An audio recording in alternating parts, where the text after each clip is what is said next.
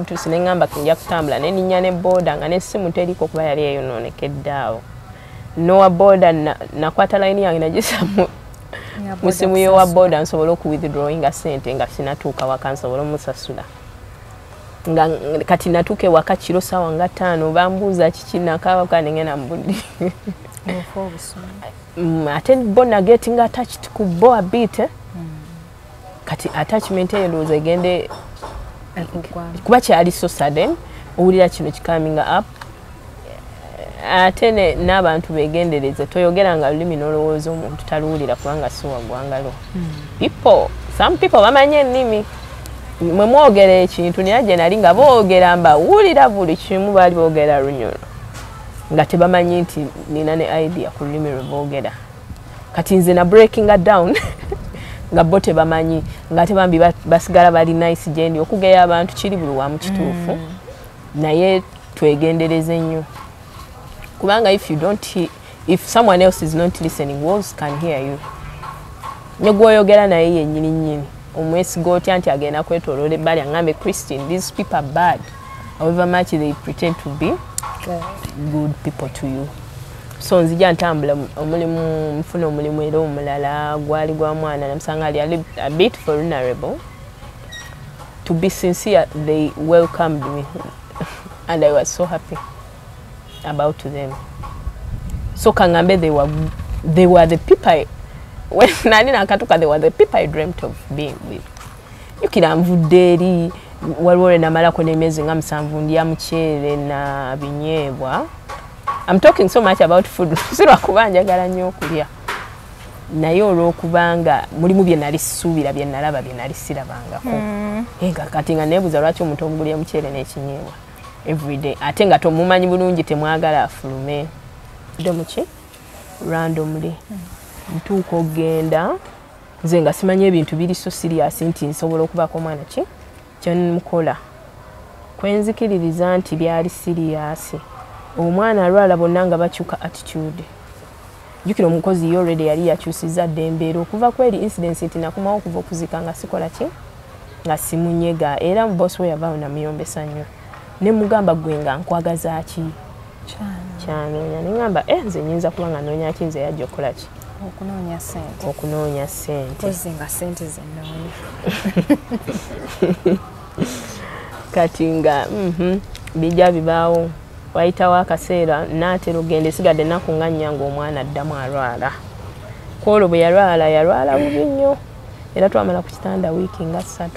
I'm so sorry. Ng'omwana mulwadde era maama we kyayinza okujjukira nalekeraawo okulya ng'emmere tegenda nga muli mutima kyankwateko nga sibiriko oba maama wali oba taliiwo nga just kimbeera ku mutima nti kati omwana atawona kiki because of her.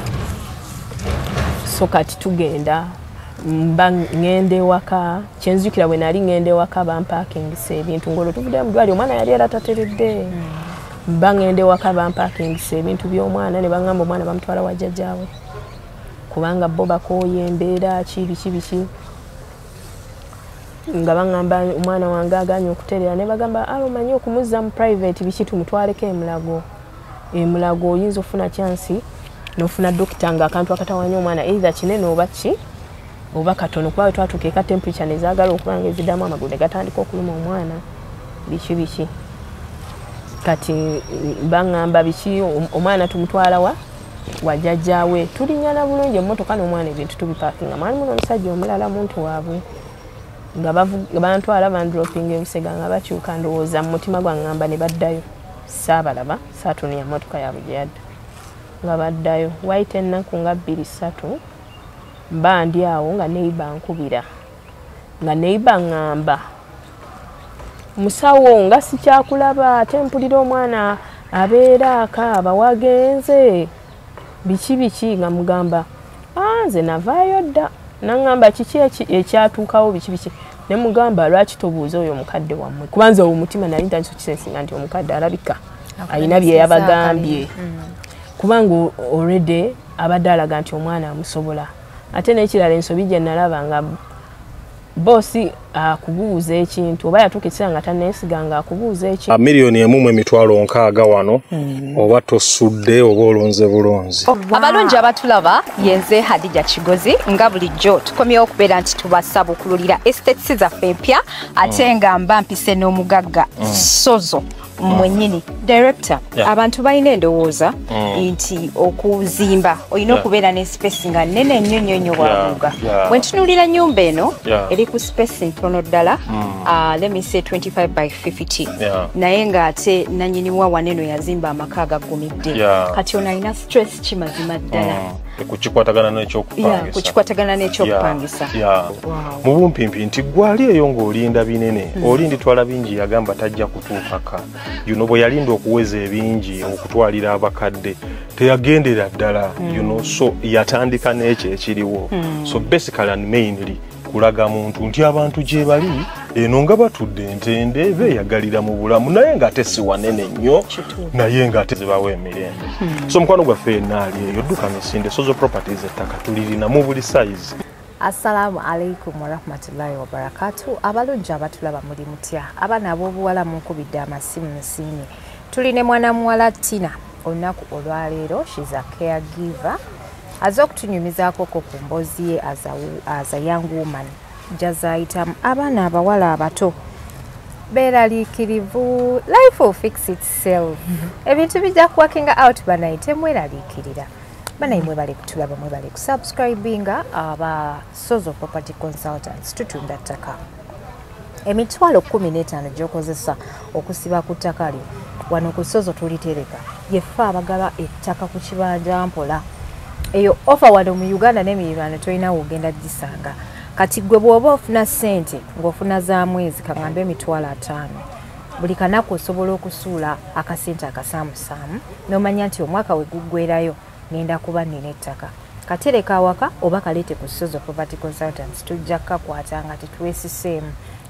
Jangu tukuguze ettaka. Njagala buli mukyala omwaka guno obeereyo n'akataka akako mu mannya go nga tutunuulidde ebintu bya musajja. Tukooya abasajja obbafaako ne mutandika okutuyita tuleete kamera bababbako ebintu. Yet you can make your own things. Property bweri. Sozo Property Consultants ekuwadde omukisa.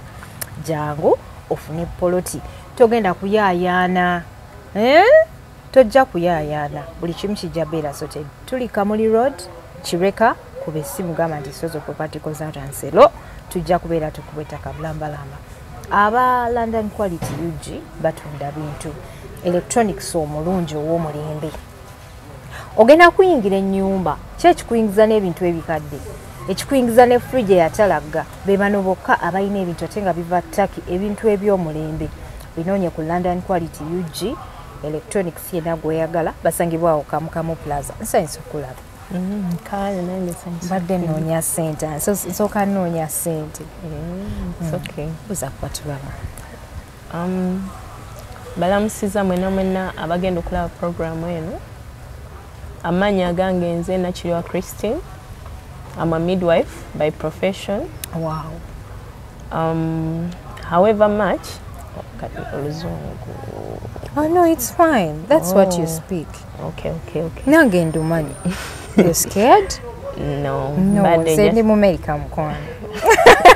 But I just look I guess yeah, it's alright. English, not English, it's okay. Okay, the midwife by profession. Okay.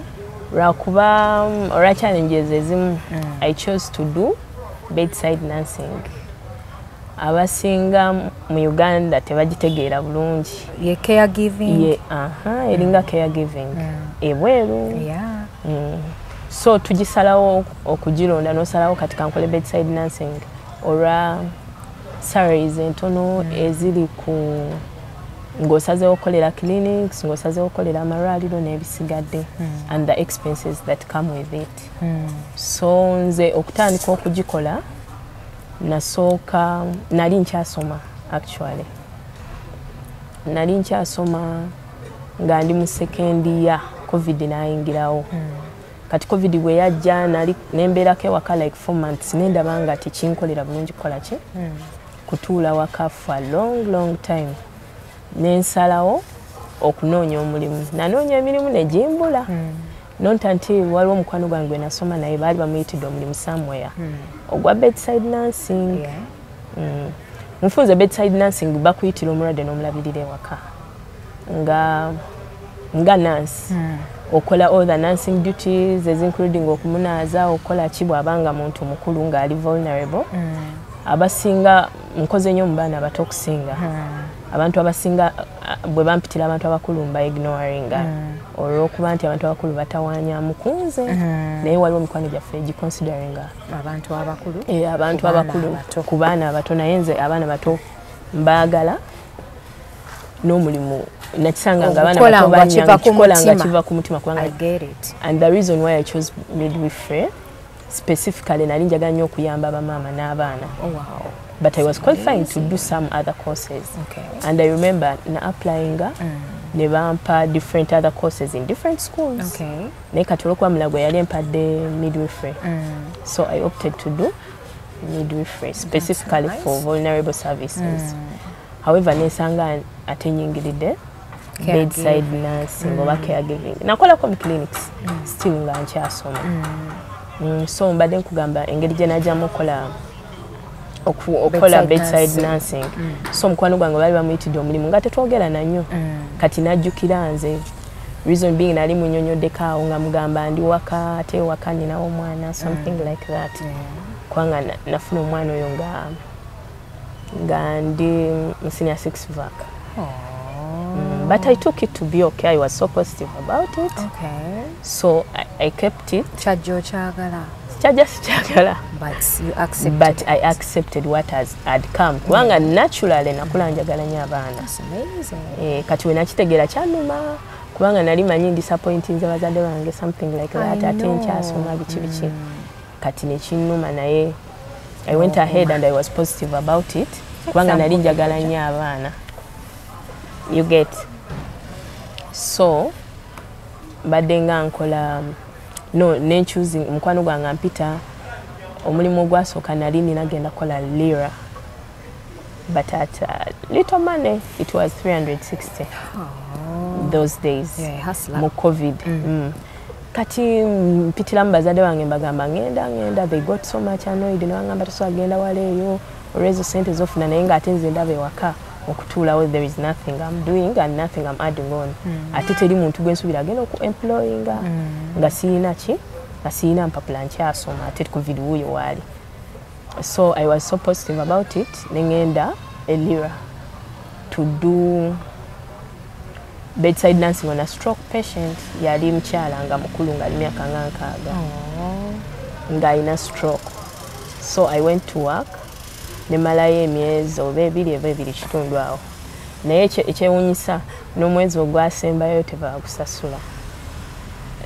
Omukazi yambuzabuzaawo yasooka okumpeera ddala omulimu bambi but I appreciate she accepted me nampa omulimu. By then ng'ate akimanyi bulungi siyina mpapula naye just oba olwa confidence n'okwogerako naye ate naye kyenzijukira yaŋŋamba single mother. I think she was also giving me that job because I already mugambye nina omwana biki ate mpulira nkoyo okola ki okutuula ewaka. So I went ahead and worked there. That was my first job. Was being given 360 moreover working 24/7.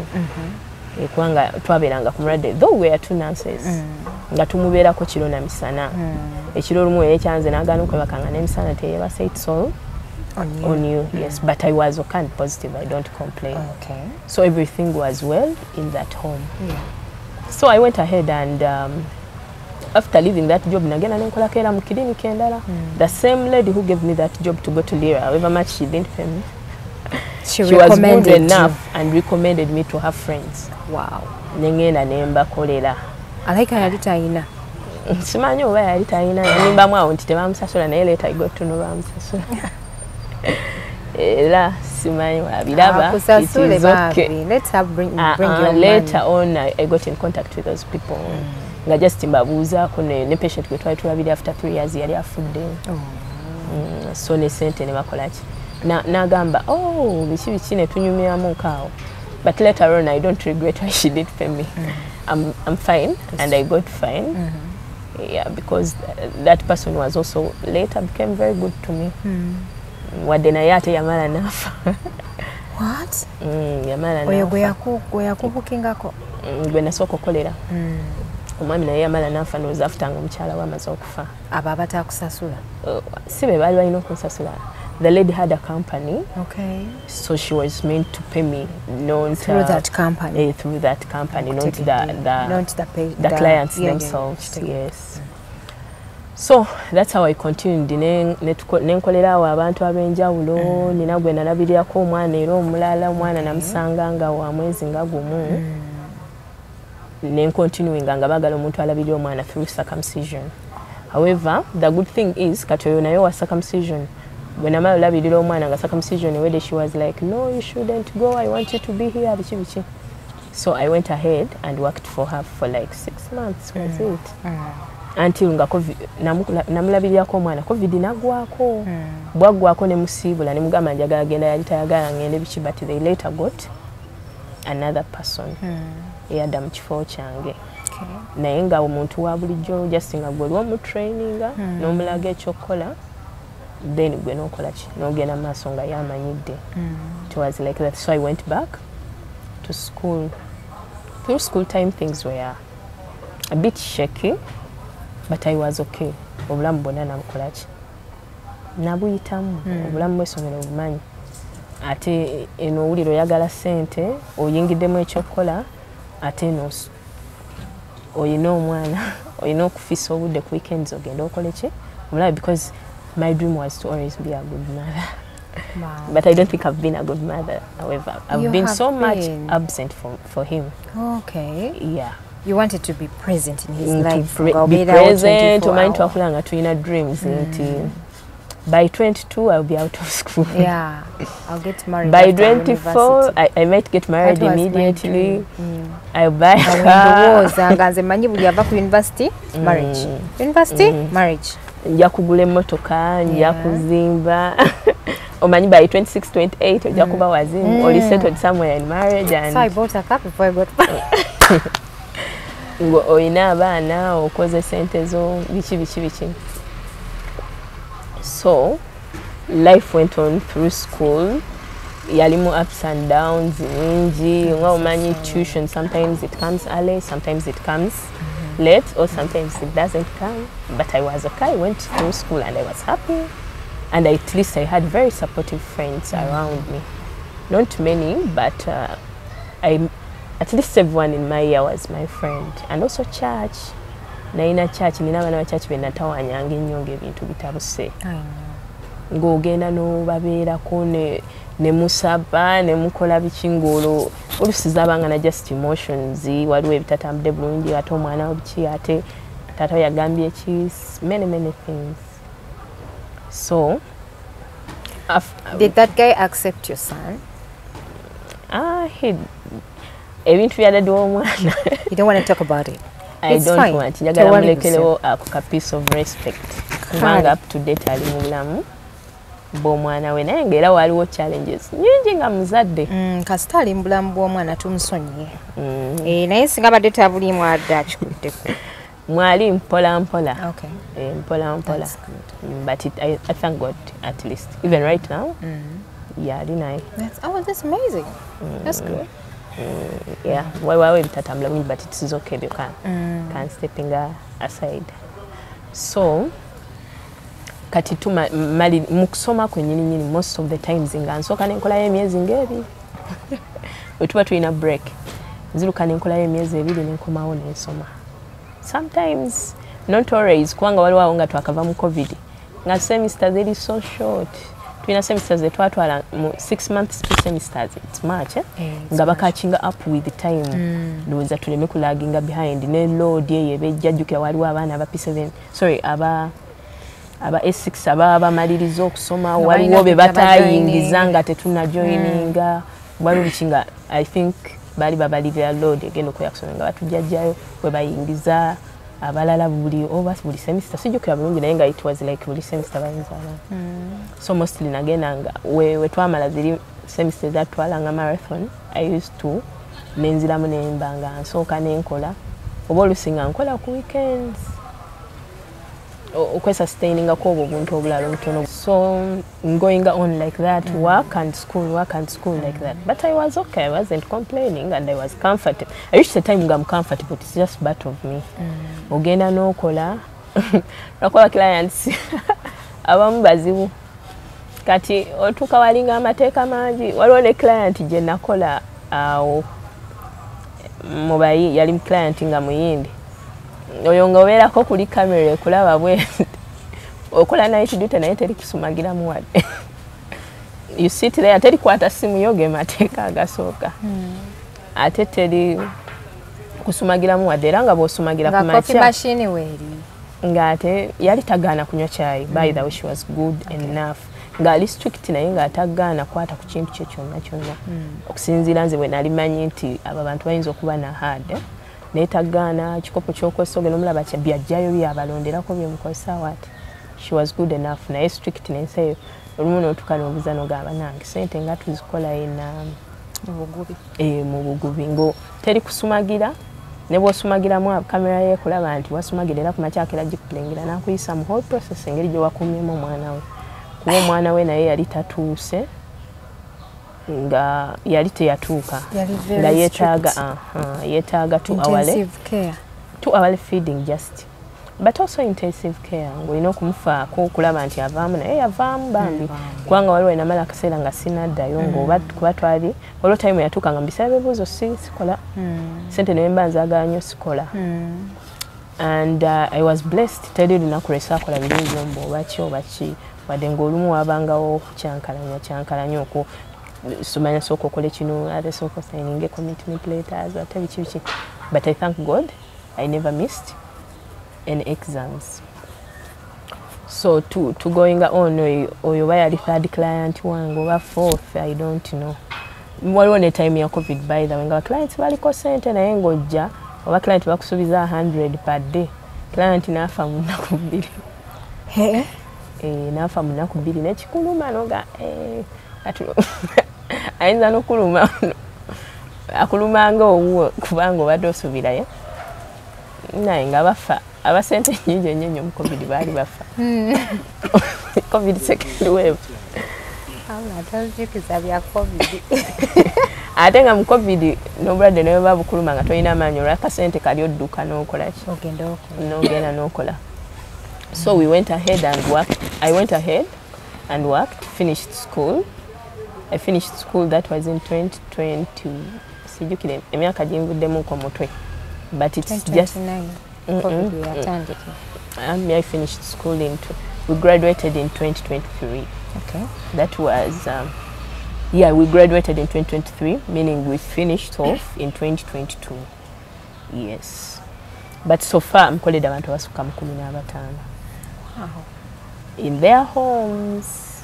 Kati nga wenkunyonyodde mmaliriza okusoma nfuna client asookera ddala nga maze okusoma naye nga siina era mpapula siina wadde transcript siina wadde kikati ekyo kyanteeka nnyo pressure ngende nkole so that I can get my papers from school.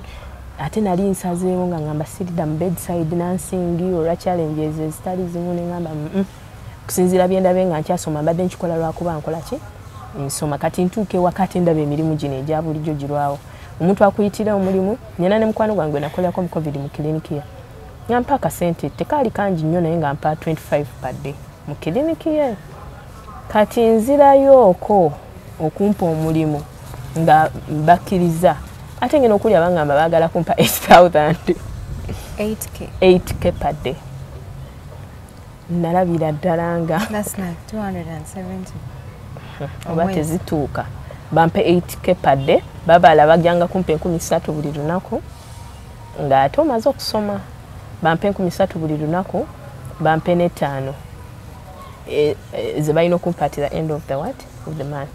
Nalabira ddala nga Katonda wange kino kye kisoboka nga ne mu COVID mwenyini naba client abampitanga nga akuwa 50, 60 per day ne bali aba COVID abali nga akuyita n'ayagala kuwa 100K. Nalabira ddala nga tekisoboka ne nga Mukama ku buvunaanyizibwa bwe nnina ku birungi bye ndowooza omwana ne ku birungi bye neerowooza ng'omuntu. I can't work for this amount of money. Nenkyusizaawo timing ne ngamba no kanzeemu noonye emirimu ya bedside nursing. Kati jukira mu COVID mwennyini mulimu bwe nafunanga akasente akangi naye ng'oli owa company ba client aba basinga yali yabampa bamuyita Jackie Kamwogereko just Boge. She was a good person to me. She's called Atura Jackie. Yafunanga ba client nga babbeeyi kati nezukire sente ze nakoleranga ate okusoma kuwedde Jackie yampita nako ye kennyini nangamba omanyi nina client wano omulwadde biki yagala nkuwe 400 per month nengamba no ng'ate ne mu clinic nsobola okutryinga hard nenfuna akola ki asobola okuzimpa ezo nenzigaana nengoyinga head nenoonya emirimu ewalala kati mu kufuna emirimu nfuna client asooka waliwo era owa company yamunfuna wa company esimanyani yamunconnectingako but he was so random nankubye essimu nali wakangolo kasita omutima gulumu ennyo nenjaga kufuna emirimu negibula mba ndi awo nga Katonda nsaasidde baba batayagala tulumu ennyo nga nfunira omuntu mba ndi awo random omuntu apininga akola advert eyo teyali ya advert. That guy just called me randomly teyambulira ani yanconnecting ze nerinnya lyeyangamba siina mukwano gwange nakubira nakkiriza nti nga bamuyita eryo nakkiriza nti ogwo omulimu yagunfunidde so saategeera ani yagunfunira ngenda ntandika okukola nasangawo nina omukyala gwe nasangawo yali mukyala mukulu nga jjajja w'omwana jjajja w'omwana yali mukambwe muko nzijukira nali njoza bintu sabuni ne muteeka esina muteeka yasitula busituzi mukono gwange n'agujjawo n'aguteeka ebbali okundaga nti sabuni awo siina we muteeka natya nnyo era mu wiiki esooka nali njagala kusiibula oyo yanfunira client namutawanya nnyo n'omuganzi mbikooye biki ntya omanye ekindeetera okutya is I can't confront people the way they confront me sometimes. So ate n'ekirala mba njagala ssente kati okubanga njagala ssente ng'ate gwe nnina ozijjako muzibu oba embeera ze buli muntu ne character ye ng'embeera ze ziri so hard ate nga tosobola muddamu tosobola muyombesa. I think kyekindeetera okuba nti ntya mangu ne njagala nkole ki neetegula ate n'okubeera ne hope nti I can get another job. Ntandika okukola abo nakolayo omwaka mulamba gye nzijukira kubanga najjayo mu July. It was between July and August. Then ntuuka okuvaayo navaayo mu July namalayo akaseera akawerawerako kubanga baali on and off nga batravelinga kuba nabeerako n'omwana waabwe nze nga nze for like 8 months wadde mu nyumba mwalimu omuntu omulala naye nabeerawo for like 8 months era ne waliwo the same clients nzijukira omanyi bedside ono nze mulabamu ebintu bingi kati omwe ekyasinga okuntabula ku first client wange gwe nfuna nga maze okusoma okatebe nga kano kentuddeko ka stool kenatuulako kebampa okutuulako nga entebe yange ey'omu nyumba basooka ne banyaniza bulungi nga kamere bakkiriza tula mu ntebe za mu nju oyinza okusiigamu ebiko ekintu kyokka sisuubira nti bikujja sitya bagagga oluusi balabanga togwanidde ate kyenzijukira bakola ba housemaids baabwe otuula ali katebe ka plastic era kano kennyininyini nkajjukira n'emisomo yange nkayina nakatereka manya I keep such you things. Keep memories. I keep memories okwejjukizaamu nga singa mukama aba akusaasidde one day. So kati mbijjukira ebyo nzijjukira bampa ka stool no basooka ne banyanyiza bulungi ne bampa ebyokulya bulungi ku dining yaabwe ne bampa ebyo like nga banzikiriza otuula buli wamu ka welcome wayita wiiki ng'emu ng'oli aŋŋamba bugambi akeera bukezi naŋŋamba todda mutuula ku ntebe zange todda mutuula ku dining yange teyampa wakutuula naye nzijukira waalingawo kali akatebe kati n'akandeetera nga ndiisa omwana waliwo point eri ku between their stairs n'akandeetera nga ndiisa omwana naŋŋamba kano akatebe kobonga okozesa saatigere oba yategeeza kembanga okutuulako ng'akampa nga ŋŋamba koba obeerako nabeerawo kiri kyewuunyisa nnyo nti nabeerawo nabeerawo kubanga nze nali njagala ki kola sente strictly money ngamba kasaba mpa sente zange. Second yali tasobola kunnumya kubanga si yali ansasula omuntu mulala yali ansasula kati ate nga ansasula anzikiririzaamu nnyo otegedde nga nzikiririzaamu nnyo abeera ngamba Christine kino for me I like you being here my mom is sometimes this naye sagala disrespectinga maama wange kati natambulanga nnyo ku bigambo bye nemba nga nkola ki ankola kuba babawongawo ne points nga n'abakozi tebabeerawo ngo ending up osiimudde ng'oluusi kikunyigiriza naye nga tolina kwogula ki ng'ogamba okikola mutima mulungi nga toyagala olabe mwana ate wagenda okwavulira wagenda okola kingoye ate nga ziddugala nnyo nga nazo owulira zikulabikira bubi biki ng'oluusi abakozi bagenze ne balwawo okudda ebiwe bityo nkolayo mpeza n'omwaka nga nkyakolayo naye natuuka ne nvaayo kubanga navaayo kiro waliwo incidents emu neŋŋamba yenfaaki embagamba bugambi let me go home naye nga bafulumamu nko ne bamala emyezi nga 8 ne bakomawo mu Uganda nga ndina omwana waabwe ne bamusanga ali bulungi. The lady was so happy nzijukira yampa n'essimu yakuwa essimu nawe nali ngenda nagimulekera. Yagikusaba?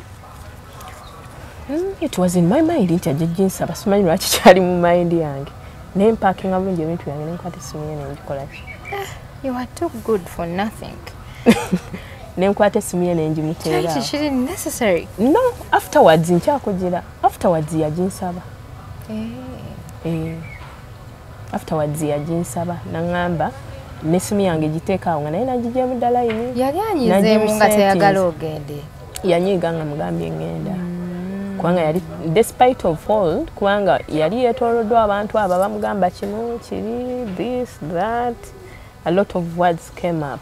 Jjukira yali taliwo ng'ate yandikawo bulesi omanye abantu babeera ne kati waliwo ne yali aleese omumaidi we oba n'atasobola kukola for a long time ate nga nange wendi ndowooza certain things came up manyi babeera akugamba okifo kyokosa nansusa okosa omuntu wa bijjo nomupayinga bulungi bwebityo kati tugenda tweyongerayo nvaayo ewaabwe that very night ngenda nzire ewaka bwe nadda ewaka yali time ya graduation ng'ate nerayiridde sigenda kuddamu kukola ki bedside nursing ng'ekutuuse nga mpulira entuuse. I get it. So one of my friends calls me naŋŋamba Christine badde gundi anaatera okuzaala ate wali omukoleddeko biki wali omukwano gwe nalina gye nali nconnectinze lwaki tomukubirako n'olabirira baby we after ate ne mugamba ate abo bampanga kasente akawera omanyi nina ekintu kyenjiza era ne mu bedside bw'oba nga wali okoledde ku muntu bw'oddayo some people think life has failed. So what I'm thinking, it's my own opinion. That's it. Kati bwe naddayo naŋŋamba Christine, I'm happy to see you nampahaga nanyaniriza ne tutuula tunyumya tusente naŋŋamba Christine ngenda kuwa badde njagala nkusa tutuuka ku kyasente ngamba ngenda badde njagala nkusasule nga bamaidi bange neŋŋamba lwe nasemba okukolera nali nkolera kasente akawera almost times 4 z'oli okuŋŋamba mutima gwange hawukama oyagala onsasule nga bamaidi bo biki nga tunyumya twogera naŋŋamba yezezo zensobola ne mugamba ate nga nejje naakava babadde bampa zino ate kati gwe lwaki ompa ezo ngamba nedda tekisoboka mpa ziri nja kukukolera for some good time naŋŋamba nedda tekisoboka kati ogenda kukola kiba maidi bange kibatasobola kukola bwatyo ogenda kukola kiba maidi bange kibatasobola kukola biki yalinga akukolera fiva yankolera fiva nemekubaawo nga sirina kyenkola ate nali nsiiwuuse omweyo period oba nasiiwukamuko I think nga nina embalabe just wali weeraliikirira naye nga wali okyali ku muzuule nalina bambalabe oba nalina kinaŋŋamba no njagala nkusasule nga ki nga bamaidi bange biki nagamba naye kati kiki ekiri special kyogenda okukola bamaidi kyebatasobola kukola kati in my heart I was like why did you call me yet you know your maids can naye saamunyega ye nga y'omuntu nensigala nga ndi okay naŋŋamba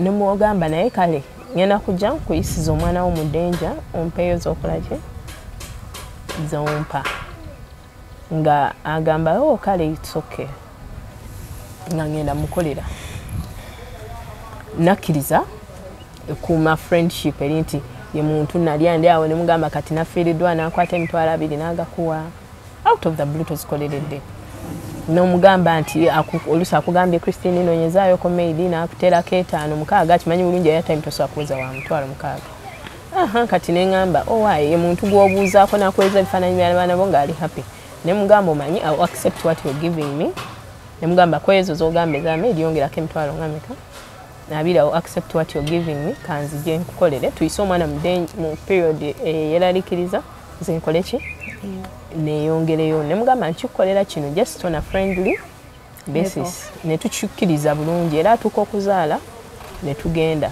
ne mmukolera nkumukolera awo naye yantawanyamuko we banaabiraba bajja kunsonyiwa kasita sirina gwe nsuggestinze bambala akagatto oba n'ababa bibantuuseeko bajja bba bambadde akashu kati antuuka mukolera yawo wiiki 3 yatandika ofuuka omukamba olwo nolunaku lweyambuza naye gwotegeera bulungi are you stupid does your brain work well neŋŋamba nga simanyi yakijja out of the blue akutte ku bboto ambuuza olabika omwana wange ajjudde ebintu ebyeru mukamwa olabika omuwa amata agawoze coating y'amata ikira omwana anywanya ate oluusi anywa ne ku formula kati afuna coating y'amata kulimi biki omwana wange obeera omuwa amata aganyogo gasimanyi oba otegeera are you stupid ayogera oluzungu it was English strictly saamuddamu wadde ekigambo n'ekyo nakkirira bukirizima nga ngamba kampaking owange nkole ki ngende nga mbako abaana bembuulirira kati abaana benabuulira ng'oli addukirawo emisinde agamba boss nali njagala musibule nga mmaze parking anzuze maaso ge ng'amugamba Christine wants to go bikyamu amubbirako kati maama wakitegeera ng'amba Christine you don't have to leave at least omwana sooka omulindeko bamusakamusizing jukira client bwe nali nkoledde nga nzirayo ndi musanyufu eva nzirayo ndi musanyufu mu covid naddayo nga balwadde ba covid nga ndi happy yayogera ekyo neŋŋamba no I have to go mama ene mugamba nali sigadde naye kino nangamba no muwala wange manyi omuntu waba yakazaala abantu abamu balina psychological issues so beera understanding biki ne mugamba kale tukkirize muyiseeko mu circumcision time era bwe yagwa nemba sibula indirectly samugamba nti sidde oba kina in my heart I wasn't coming back era bambisaddayo but however ekintu kyokka kyenyinza okwebaza Katonda nti buli gye nkoze their man has supported me ekyo kyo so I don't regret to having gone through what I've gone through kubanga I believe maybe one day kiina ekirala kye kiyinza okukola ki okunyongerako so nveewo oyo client with the time umanyi buli gye nva nga ndayira obutaddayo mu bedside nga ngamba obusente ne bubinaba butono kaŋŋumire ewaffe kubanga kyekonaku lumu njafunira ebizibu muki ku bedside wayitawo awo akaseera omusajja apiininga anyone who can take care of a premature mbadde nsuggestinga you call on this number biki bikinze nga nkallinga back nakubirawo nga ne ka advert kakatuuka bwe kati nakalaba mu group emu mukubira mugamba oh me I can do it biki nenyonyolako mulaga determination ne mugamba abo bensinga n'okwagala nze njaganya abaana abato omulimu gumpe tamanyi simumanyi ampita ngende ampe interview ayogerako nange nga appreciating irawo nga ngenda ntandika okukola ntuuka okukola kati engeri gye nali nkoleddeko mu families ezimu ezi kulya kawunga na bijanjalo on a daily basis. What? Yes. Kati nga families ezimu waliwo ne gye nali nkolaawo ne baŋŋamba nga bwe ndya lunch nali nakisalawo nga ndya lunch ne kumakya bwe nkeera oba okutegekera omwana biki making sure ndya sirya dinner nga nagivaako kubanga olunaku olumu nali simanyi nti ye criteria jjukira oli nansi in your heart osuubira tusuubira tuli at least tulinako level kwe tuli mulimu byoba tosuubira ng'omuntu nga naye idea oba weerowoozaako gwe nga gwe naye abantu bali si bwe bakiraba lowooleza they are class above maybe to them kati gw'ojja weefuula wakabi kubanga bamaidi bakulaba ngo ng'oli wakabi ate sente oluusi ofunako eziwerawerako. Nzijukira olunaku lwe nakoma okulya ddina yaabwe. Waliwo olunaku lwe nakwata ku gaali matooke ne ntoolako n'agayiwa mu dustbin. Yanyiga nnyo n'agayiwa mu dustbin.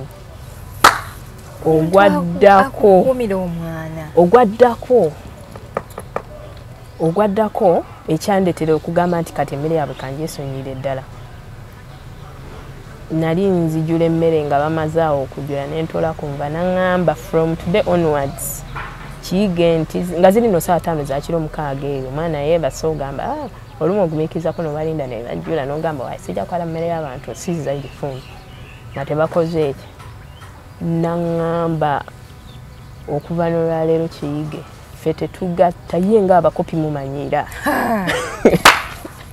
ffe tetugatta mmere like tusobola kuva eri n'omala gajja ojjula emmere bintu tetunabijja naku dayini tunamala kulya biki tekisoboka. Kati nze ne ŋŋamba ndowooza naffe twagala nnyo okulya. Ne ŋŋamba mutima gwange ndowooza twagala nnyo okulya kati ezo zezimu ku incidences ze nenajjukira ne nga sigenda kudda mu bedside biki era weekanga nga bakuyisa engodda.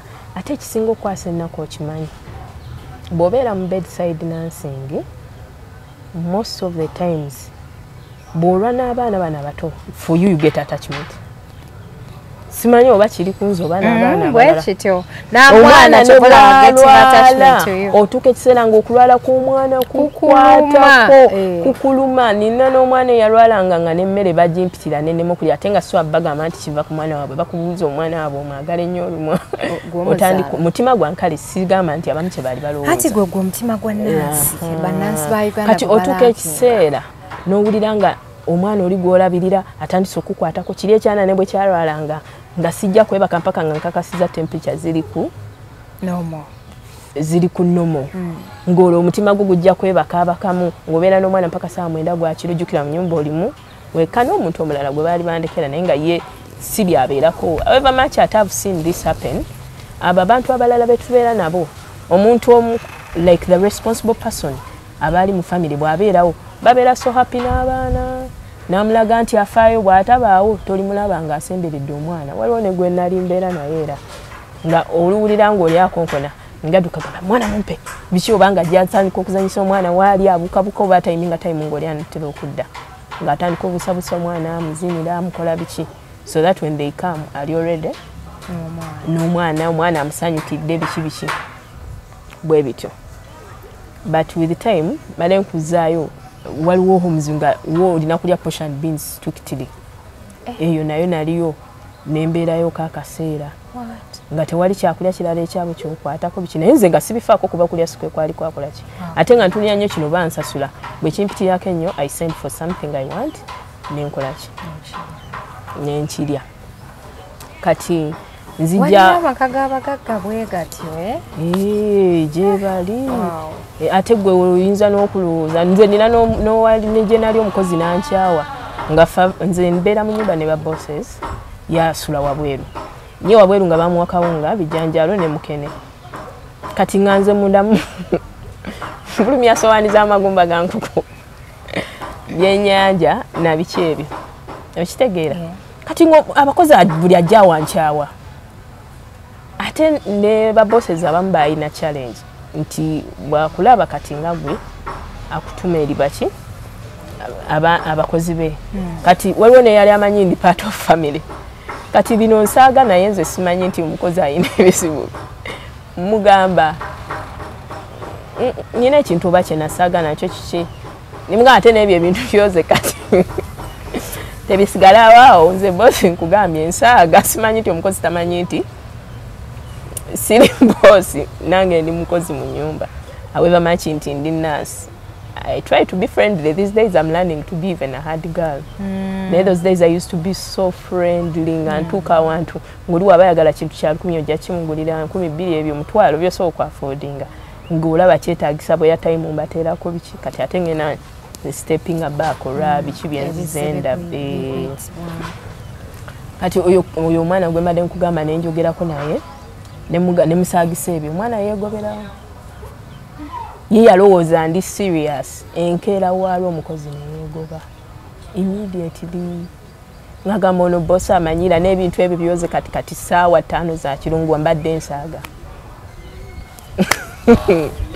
era yagamba sikayi waawo waliwo oli anti omulala nali mutono nnyo nagamba waliwo oli anti omutono omumpi buli yazze nagamba biki nagamba wano nze sigenda kusobola neyeegoba yabagamba yafiiriddwa maama we. Abalungi abatulaba tuline mwana muwala Tina olunaku olwaleero tutwalamu on how bedside nursing wemuyisizza ebizibu byayiseemu. Buli muntu nkakasa alina ebizibu ku mirimu naye waliwo ekizibu ekikusukkako n'oyagala ensi ekitegeere. Right? Yeah. So byatambula bitya badde okyatereeza? Kati nzija nfuna emirimu egyenjawulo anyway. Nfuna omulimu omulala gwe naakavaako ndyoka enzire ku guno actually. Njukira ebiseera ebisinga neerayirira neŋŋamba bannange kyendabye kino siddayo kubanga bambi bedside newe baba bakuyisa bulungi otya mwalirabidde ku bamaidi bammwe ne bw'obanga maidi omuyisa bulungi otya ng'ali waka akola there is that moment watuuka ng'akooye kankyogere bwe ntyo ne mba mumugulira engoye newe muba mumukolera ki I think it's the fact nti obeera munda the fact nti obeera mu maka g'abantu there will always be challenges toli wuwo the fact nti okola toddako waka I think that's how it is niwe baba kuyisa bulungi you always maybe to some people naturally ladies baba ni mood swings I think you guys just don't realize no it is the fact kubanga of course ekyo kituufu no it happens to many people by the way ekyogerako abantu ng'agamba mbunze njagala nnyo ebyo ebintu naye ng'ate ge mazima. I want to tell that boy to go. Arthur, again. Yeah, I got the novella. So, nga nzija nfuna weerayirira siddayo banayo ku kino kye bankoze nze nava waliwo gye navaayo ssaawa nga 2 za kiro natuuka butuusi ne ŋŋamba kinja kutambula ne ninnya ne booda nga n'essimu teriko kuba yali eyonoonekedde awo nowa booda nakwata layini yange nagisamu musimu yowa booda nsobole okuwithdrawinga ssente nga sinatuuka waka nsobole omusasula nga kati natuuka ewaka kiro ssaawa nga 5 bambuuza kiki nakaabaka nengena mbuddi ate bo nagetinga attached ku bo a bit kati attachment eyo ndowooza egende kuba kyali so sudden owulira kino coming up ate n'abantu begendereze toyogeranga lulimi n'olowooza omuntu taluwulira kubanga si waggwangalo some people bamanye ennimi mwe mwogera ekintu naye gye nali nga boogera mbawulira buli kimu baali boogera lunyolo nga tebamanyi nti nina ne idea ku lulimi lwe boogera kati nze na breakinga down nga bo tebamanyi nga tebambi basigala bali nice gyendi okugeya abantu kiri buli wamu kituufu naye twegendereze nnyo kubanga if someone else is not listening wolves can hear you ne gwoyogera naye yennyini nnyini omwesiga otya nti agenda kwetoloola ebbali aŋŋambe Christine these people are bad however much they pretend to be good people to you so nzija ntambula omulimu nfuna omulimu era omulala gwali gwa mwana namusanga ali a bit vulnerable to be sincere they welcomed me and I was so happy about them so kangambe they were the people when nani nakatuka they were the people I dreamt of being with yukira nvudde eri waliwo namalako n'emyezi nga 7 ndya muceere na binyeebwa I'm talking so much about food sirwa kuba njagala nnyo okulya naye olw'okubanga mulimu bye nali ssuubira bye nalaba bye nali sirabangako nga kati nga neebuuza lwaki omuntu omugulya muceere n'ekinyeebwa everyday ate nga tomumanyi bulungi temwagala afulume all the time kitegeeza bwe manfuluma nsobola okuyiya akasente kangaako nenfunako kyendya kuba kaba kawerawerako ideal okusinziira ate tokasasulako rent tokola ki kitegeeza obuusa ofisaako ki ekyokulya kati ntuuka wali boss yali so welcoming omukyala so much welcoming nga ngamba kino lya oba oliawo mu kisenge nga akuleetedde ekyokulya ku makya bakuleetera kyayaawo ejjuke omwana yali premi at 1 kg nga tasobola kufuluma kisenge omuntu yali abaddeko bali ba premature beetaaga environment eri clean beetaaga 24/7 watch. It's what I think. Like you have to watch over them all the time. Kati ye alaika mami yali understanding nnyo olw'embeera omwana we gye yali ayitamu nga buli kimu akindeeterawo banjagala emmere bwetuuka bagireeta cyayi bwatuuka bamuleeta emisana neebakangamu nkonyo okusinga ekiro ng'ekiro making sure every after 2 hours omwana mufeedinga kati emisana ku makya nasuulangamu step ya 3 ya 1 hour nga mufeeding after 3 hours nga omutwe maze okuteekako wansi gwebake muntu akakikola ki akamala naye ng'oba oli awaza akuzukusa akuwa emmere akuzukusiza akuwa cyayi buli time omwana weyeebaka nze neebaka nga akugambye mu fridge mulimu fruits you can eat mutima negamba ne bano gye bali abantu abalungi bwe bati yali very welcoming all throughout ng'ekyokulya si kizibu kyabwe soda zibeerawo awazireeta ng'ate abantu abamu bagagga nnyo if I can say bano abantu employing for bedside ate ye teyali mugagga nnyo ng'atuuka ku bali but ideally kintu kyakuwa kyakulya omutima gwe mugagga ku ekyo oba oliawo waliwo ne time ng'omwana nga ayaga kulya kusomera ngamba bannange omwana wange njagala genda gula bottle naga no nje nkola waliyo bottles aba afulumyemuko yeyo ng'agikoze eki agikuleetedde I believe character-wise, Mubia giving what she was good enough. Kati challenge je nasanga ateyo yali bayinamu omukozi wabo omulala. Omukozi oyo yali mukyala mukulukulu biki. Kati okay, one thing I would believe, I don't know if what I'm thinking is right sometimes. Ngambo oba boss yali mulungi ng'akola ye kyalina okukola nga boss. Kuba ne boss akujjukiza nti jangu olye jangu okole boti yetikemere n'agikuleetera ng'alaba okooye njijukira ne we yatandika okukola ng'akomawo n'akugamba you guys I missed you I love you biki ze kurange kyali ki amazing kyali amazing era namwagala nnyo kati the biggest problem was this.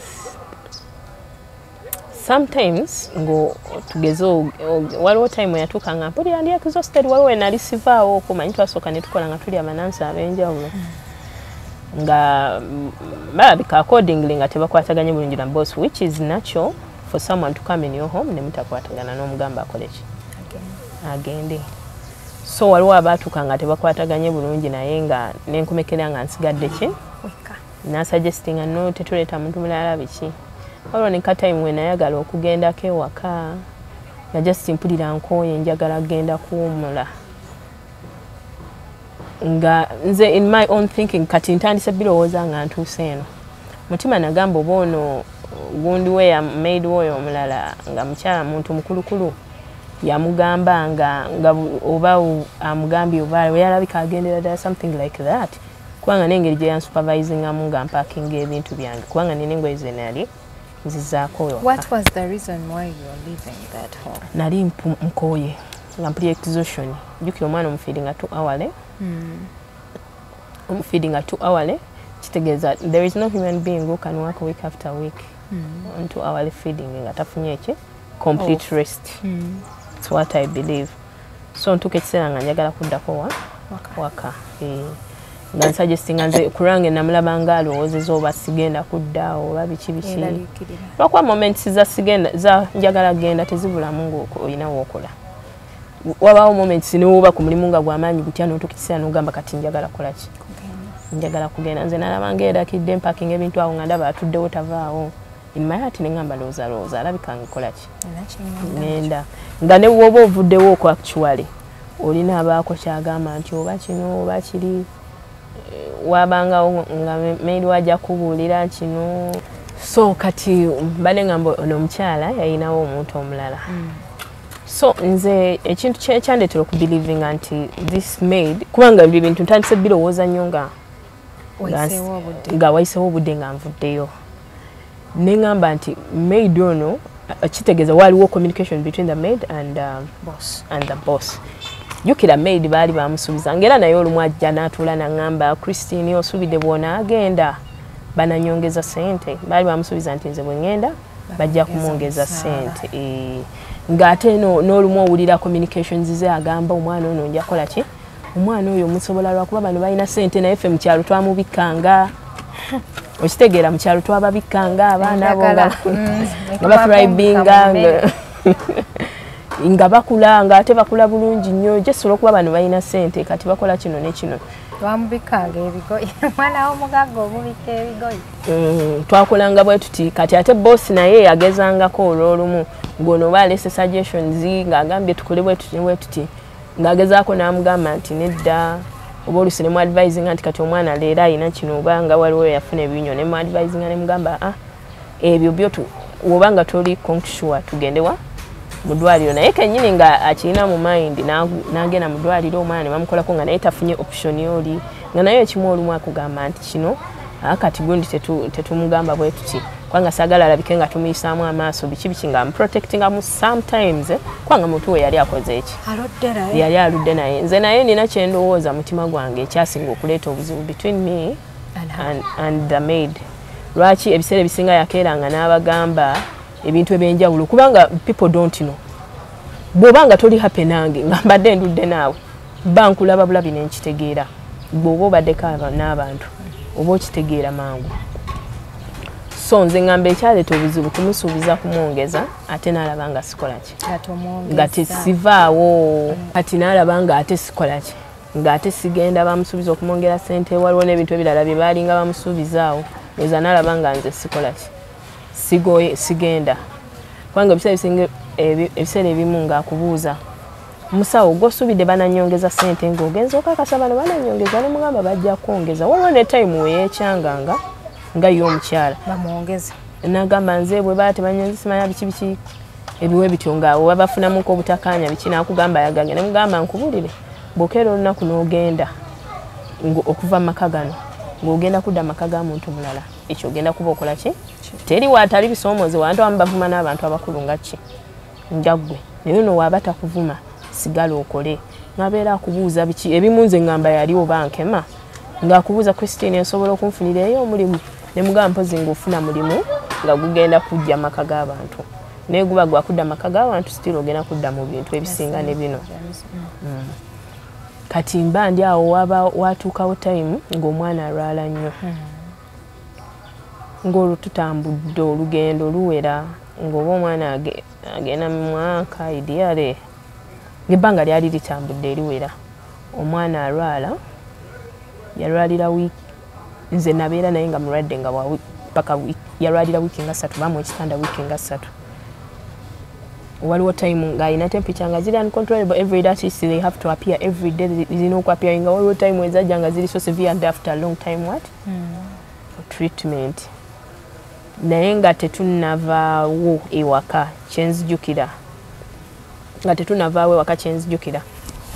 nagenda waliwo olunaku lwe nabasaba nembasaba ngenda kuziika omukyala namuleka tali happy wadde n'akatono namugamba ngenda kuziika ate era omwana yali atandise okulwalamu oluusi afuna ssenyiga balinawo n'omuto omulala nga naye atera okukola ki okulwala ng'omwana ebiseera ebisinga kyenzijukira kye yali ng'alwala ssenyiga ng'afuna butemperature obwo bujja buziika ti nga omanyi to me omwana nga free biki certain things are expected omusuubira okuba nga olwala omusuubira okuba nga atawaanya si bwe kiri so kati eyo time etuuka ng'omwana abeera alwala on and off ate ng'oluusi ngenda ng'olwo nafuna n'omuntu gwentrustinga gwe bakkiriza gwendeeta n'abeerawo okwo naye ng'era waliwo time yatuuka nze ngamba baali bakooye obanga they don't know the right way to tell me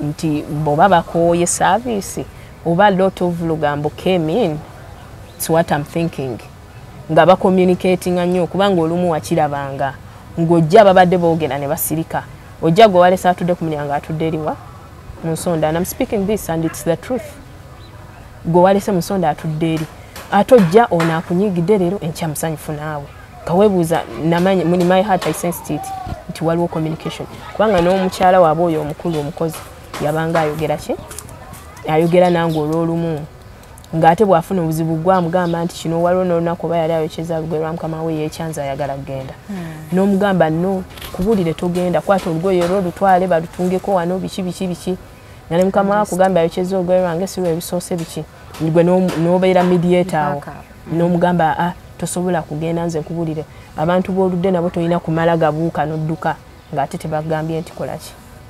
Basically wali nice to her.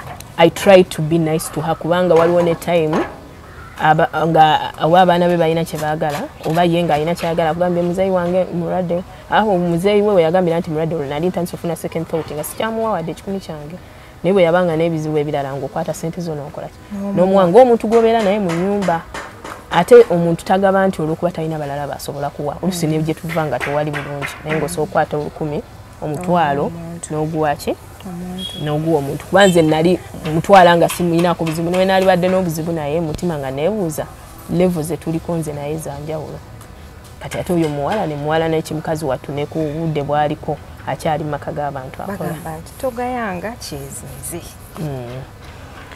kati ntambula sorry tugenda omwana kati omwana yali alina ssenyiga ekyo kyo nkijjukira bungi era twagenda mamudala alinamu kasenyiga ajja kukola ki ajja kutereera maama we n'atya n'agamba kati onandekedde omwana mulwadde ate agamba agenze kuzika kuba namunyonyola yali former client wange client oli gwe nagambyeko gwe nakolera ogwasookera ddala omwami eyafa kuba omwami oyo yatuuka ekiseera nencommunicatinga naye nali mukubidde mubuuza mukyala wo mbuuza mukyala we gwe twalabirirako oba akyali mulamu twali tunyume n'omukwano gwange ngamba anziremu nkubireko eri famire mbuuza oba omukyala oyo bannange akyali mulamu gwe twasooka okulabirira nga baŋŋamba omukyala yakola ki yafa dda ne ŋŋamba bannange sorry nali sikisuubira nti omukyala yafa omwami oyo yali musajja mukulu myaka 80 plus eyo nga ŋŋamba this is Christine ne mugamba yes Christine yasooka okulabirira ku gundi nze ye mwakolanga ne Susan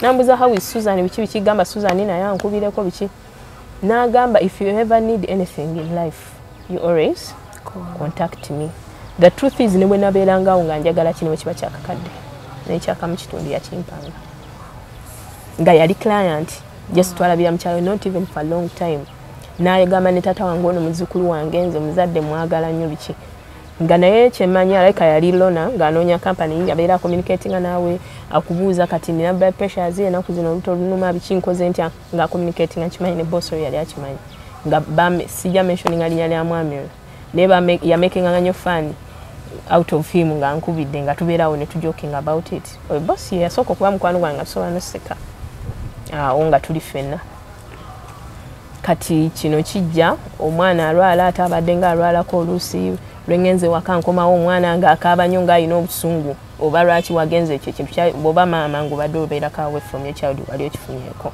abamu si bonna abaana nti babikola ng'omwana bw'odda akaaba nnyo nnyo ne bw'omusirisa takola ki tasirika ng'akulabye ng'olwakuze kati wajjawo moment eyo nzira ewaka sorry ngenda okuziika bwe ngenda okuziika nalinda ne bakola diagnosis ku ddwaliro ne mukwano gwange oyo gwe nali ngamba leetera nga bandaga bali ki bali oke naye tugenda okukola diagnosis ku ddwaliro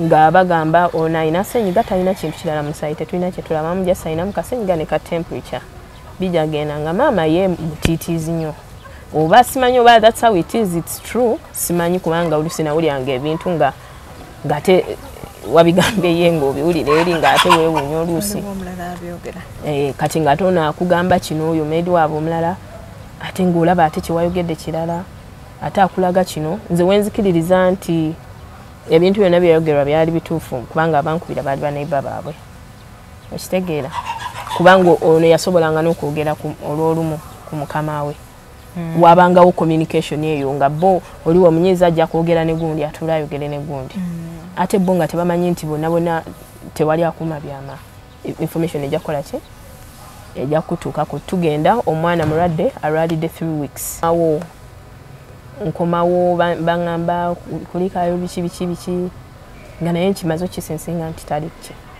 simusanyufu waite ennaku nga 3 ng'omukadde ano naku 2 ng'omukadde nkeera waalo nze nadda nga sibanyiga nnyo kuba kyankwatako kubanga oli akoze eki afudde ate saabibanyumiza nti oba ono mbadde mumuyita bwati just nagambye bambi ankwatako nina ogenda nenkola ki nemuziika nembalekawo nembalekera olinansi waliwo n'omwana omulala omulenzi nga mulwadde mukulu woono omulala gwe nali ndabirira babawa medications mu ddwaliro nga bazimisi oba bazimisusing sawa oba ki naye nze kyendowooza oba bayo omusawo akitegeera kyendowooza bakozesa Dexa already waka sometimes twakozesanga Apidon alina Dexa owuwe nze siriiwo nze mutima gwange ekyo kyendowooza ku ddwaliro babawadde Dexa ewaka waliwo Apidon babadde bamukozesa at the same time omwana bamutaddeko ecupa za glucose kubanga omwana yali alaga talina maanyi so glucose ayongeza sukaali mubiri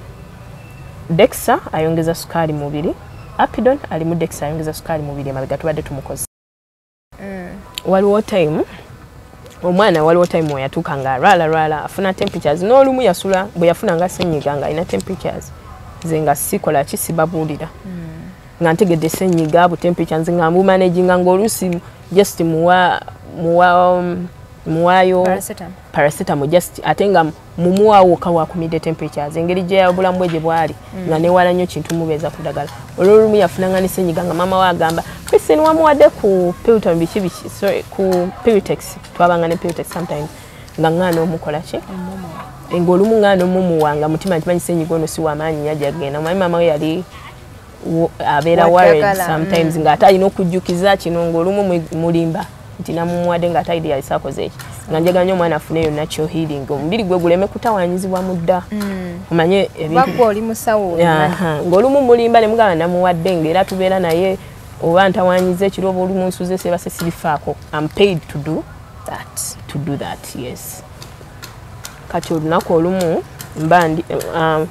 olunaku olumu nga omwana alwala nga tugenda mu ddwaliro ono omuto oba n'omukulu yali alwadde bombi nga balwadde kati omuto nga alina senyiga omukulu sijjukira bulungi ki omanye olumu nabifangako yes kubanga olumu nze yamuwanga ku ddagala na biki nga omukulu alwala nga n'omuto alwala babakuumira mu ddwaliro ng'omu kuba oluganda lw'omukyala ajja nga agamba naye nina ekintu kyenzudde buli woogenda ewaka omwana oyo ng'akola ki yakyogera open nga buli omu waalira omukyala nga waali nekinkwatako neŋŋamba wayi ndowooza sigenda kuddamu kugenda waka naye kyogera open nemugamba ndowooza sigenda kuddamu kugenda waka njanga kukola ki kubeera watiisi bwe ngenda mbe nga ngendayo katono nze nga sibifaako sibiinaako siteekamu hard feelings naye era kyasigala nga kinkyewuunya neŋŋamba nga naye atendekawo nansi kijja kitya nti omwana owabano wenzirayo akola ki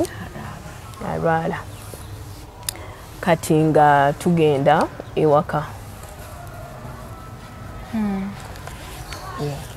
tugenda ewaka tuddayo wayita akaseera era ng'omwana alwala coincidentally mu time wenfiiriddwa client oli client gwe nagambyeko owelila gwe nasooka okukolera first time oyo yakeera n'agamba mbu mutegedde n'abatulabye bamutegedde kati nga client wange oyo yali ankwatako nnyo sisobola butamuziika olw'ensonga ezimu nga ngenda nga mugamba kati yali taliwe waka nga mugamba omwana ayinamuko obutemperature naye tugende mu ddwaliro ate nga n'omukulu tannatereera bulungi kuba naye yali mulwadde mabegako nga mugamba omwana ayinamuko obutemperature biki ng'ajja nga tukima ne mukwano gwange oyo yali azze covering nze ngende nziike nga naye namusabye naye teyanziramu emirundi ng'esatu nga tanziramu naye ne mutima nga nkimanyi genda nzike nenkubira ne muzeeyi wange ne munyonyola ono client muguli atayagala kola ki kunziramu biki ne mugana naye kangende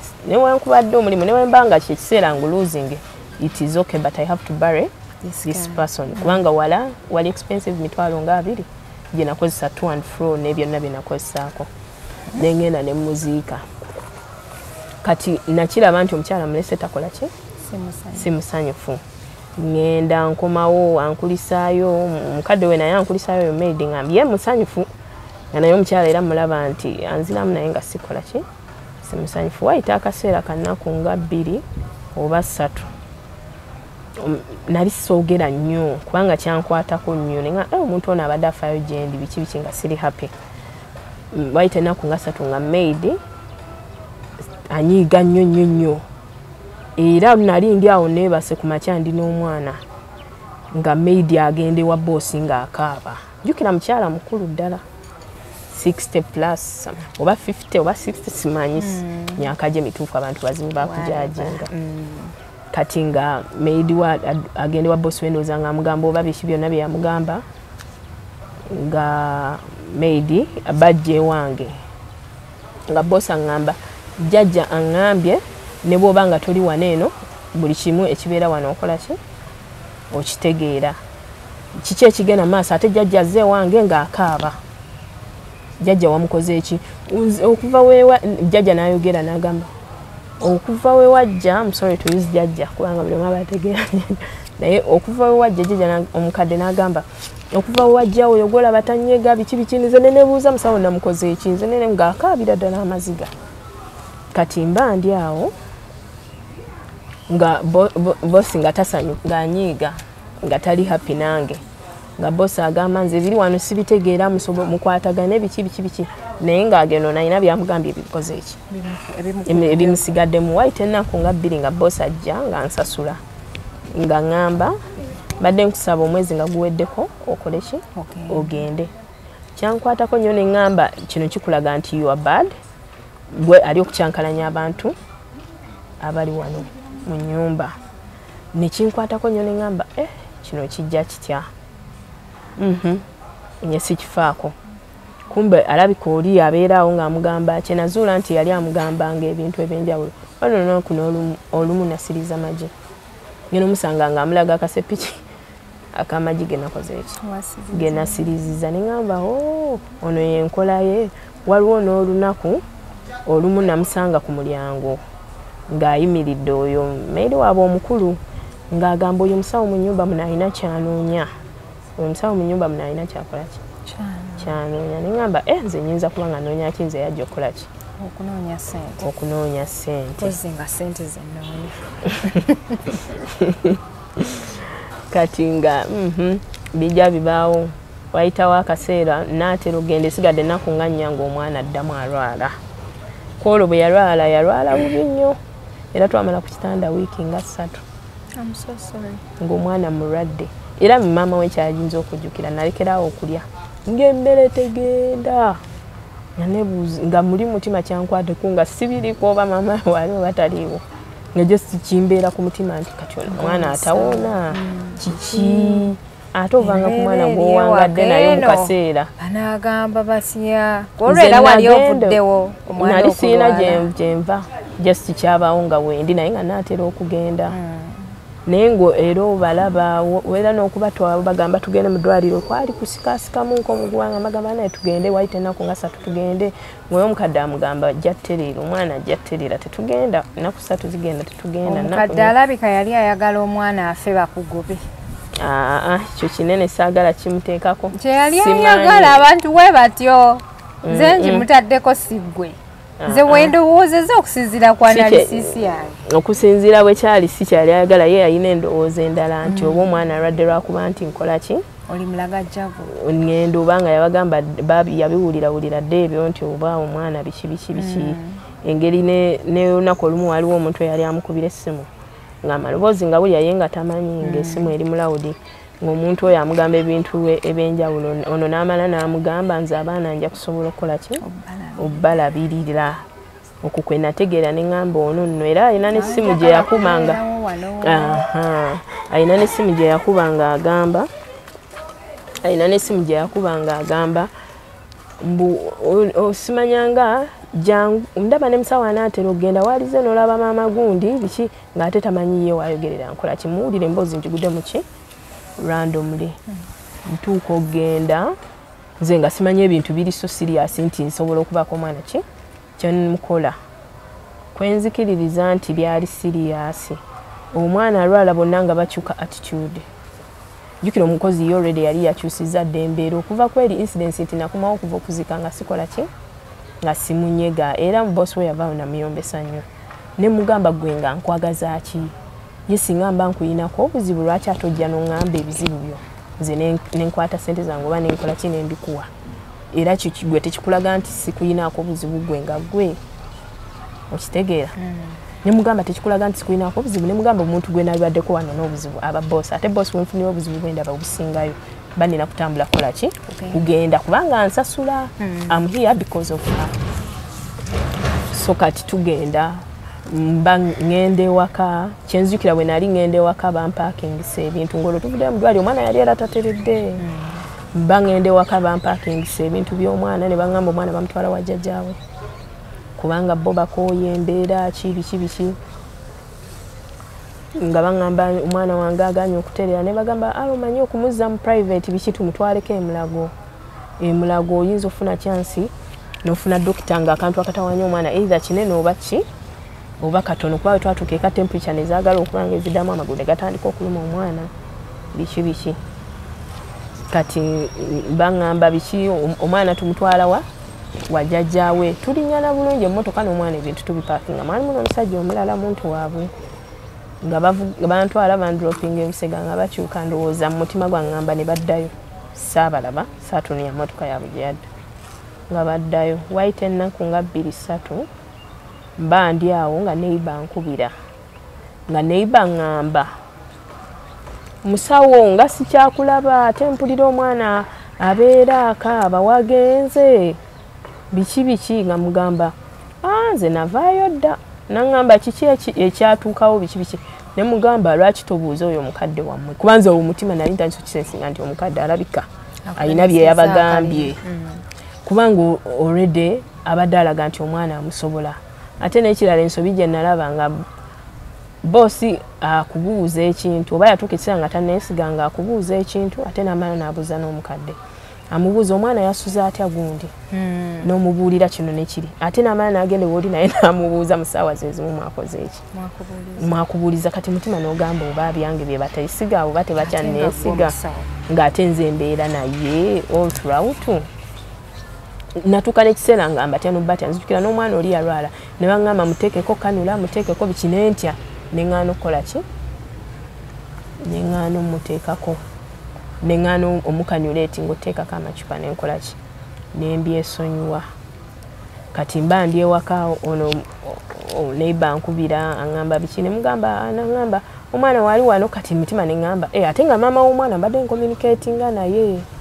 okitegeera wadde nvuddewo nali nga mubuuza omwana biki ali atya ono bw'akiŋŋamba ekyo nentyamu neŋŋamba ekitegeeza kituufu nze buzibu balabika balowooza nze buzibu bw'omwana wayita akaseera waliwo omukyala era awo era neiba waabwe ankubira essimu aŋŋamba omukozi yamugambye nalinga buli wenzira ewaka mbaako ebintu byendeetera omwana ayera omwana kyobulaba buli wenadda ewaka ng'alwala kyesijjukira nti omwana alina ekirwadde kyeyalwala kyali tekirabwangako mu ddwaliro bisinga bwe wagendanga ewaka ng'ologa omwana bwe kirabikanga ng'era omuntu oyo y'omwaŋŋamba nga ŋŋamba yagambye n'okugamba ekyakugobeza wano watwala n'engoye z'omwana yakuloota simanya ng'otwala engoye z'omwana era alina n'engoye z'omwana ze yalaba n'otwala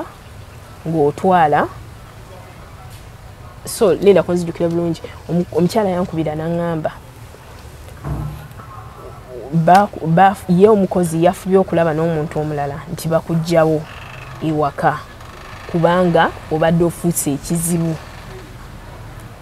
ekisooka watwalanga engoye z'omwana olina engoye z'omwana ze watwala n'ogenda nazo ewaka ekyokubiri omwana buli wobadde ng'odda ewaka ng'omwana alwala kitegeeza obadde olina bingi ebikyamu byokola ki byokola era n'ekirala olabika obadde ng'oyagala natwala maka gano oyagala annange emirimu si keeki okitegeera kati nze ate ekyannuma kyobalaba nze ekintu kyenyinza okugamba ku incidence eno kyenayigamu bw'okeera olunaku n'oba n'omukozi asukkamu omu oli akeera akugambe Christine akola bw'ati batuuzaawo bw'oba oyagalanga okumanya amazima okujja olugambo mu society yo oli kyakugamba batuuzaawo kubanga oyinza n'okwekanga nga bingi ebyogerwa ku ggwe bwe baloopera nga toyinza naku kubifumiitiriza oba gwe omanyi ki oba gwe bakulaba ng'omubi n'okusinga nze gwe boogeddeko ekyo kibanjogeddeko It's what I believe.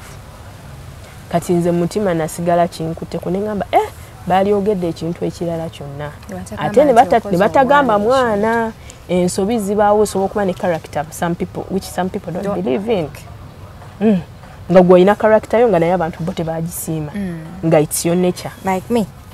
I have my own character people don't like.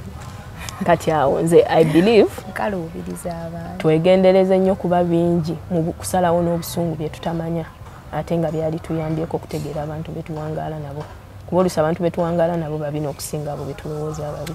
Thank you. That's how it is. Message bagifunye bulungi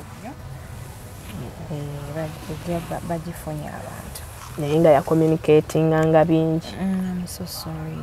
Nga ate ne boss ensobi gye yalina sometimes ng'omukola ekintu ng'akigamba oli gwakigamba naye talina mmizi ng'ajja akigamba kwegamba bonna tebalina mmizi bonna baali bafaanagana saagala gamba bafaanagana omukyalo oli ali class above she makes her own money no si kufaanagana mu ssente nga I believe oyina tuyina okwegendereza nnyo abantu betuwangaala nabo.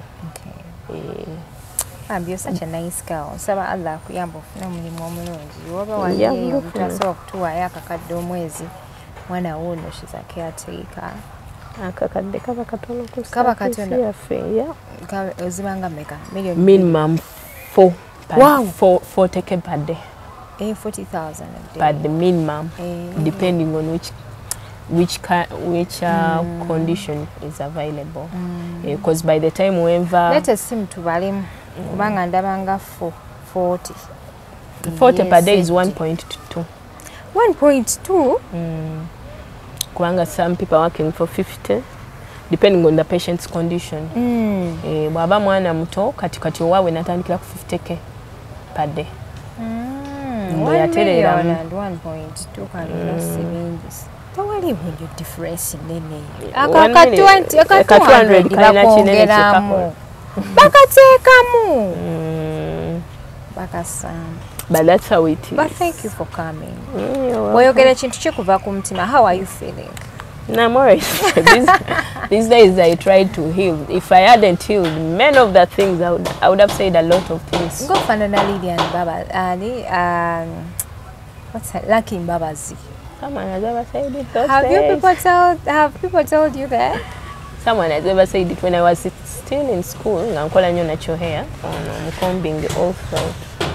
Wamata fanana Lucky Mbabazi. Thanks so much. But someone has ever said it. But the truth is, abantu begendereza nnyo abantu bebawangaala nabo. Kubanga a lot of things will go unsaid. But when people have seen a lot more than what you think. I have learned a lot from your story. I'm telling you. Naddala abawakazi ate nina n'ekintu kyentera okugamba abaana abalala benkola nabo. Nti tuli wano ffenna tukola ffenna kubanga ogenda mu society nosanga abakozi oli akozesa basatu. Tuli wano ffenna tukola ffenna. Ekitugatta wano boss. Naye singa olunaku lukeera ng'oli ekiyinza omutaasa kuloopa ggwe. Abantu basobola obikola don't trust your fellow worker. Kubanga nina neje nakola nensi oli n'ateeka essowaani ya plastic mu microwave ng'abugumya chapati. Essowaani n'essiriira olw'okuba amanyi nze sigambwako mu nnyumba kubanga ndi Nancy yawaayo nze ng'amanyi tebagenda kunconfrontinga. Era boss najja nanconfronting. Of course namugamba sinze ayinza okuba yagitaddemu ng'alowooza nze tojja kujja kukola ki kuŋŋamba. So ekyo kye nayiga nti ku mulimu oba oli omuwadde ki oba omuwadde ki ku time ng'ayagala omulimu gwe gubeerewo ajja kukola kyonna ajja nakwogerako ebitaliiyo kuba ndowoozaamu kweyo incidence yange ndowoozaamu bwe twalwa mu ddwaliro nga wiiki 3 oli oba yalowooza bwe nadda eka ngenda kulwawo oba tuyinza okuddamu n'embeera w'akabanga kanene ate nga ye sente akola ki azaagala kwe kusalawo n'akola ki n'akonjera n'atandika okwogera ebyo byayogera so that I can live yasigaza omulimu gwe. Byansi bannange ensi etwemaliza mbwereere mwe bale subscribinga okuwuliriza emboozi si kyangu naye mujjano ku media ne mutandika okugamba yugaalo osazaamu emboozi anayo okuwuliriza nno nga si kwangu weeyayuuya n'okoowa nga bannange omupya nyiga akagambako ka subscribe sharinga likinga kyamunajjalali channel video gitwale paka ku status abasozo property consultants bebateekamu omuseko nti shonji kwasaganya mujje mugule ettaka tulina ettaka ku Kibanja Mpola oba mwagala oba temwagala ye fake company egaba ettaka ku Kibanja Mpola. Thank you so much. Hadija Kigozi. See you again.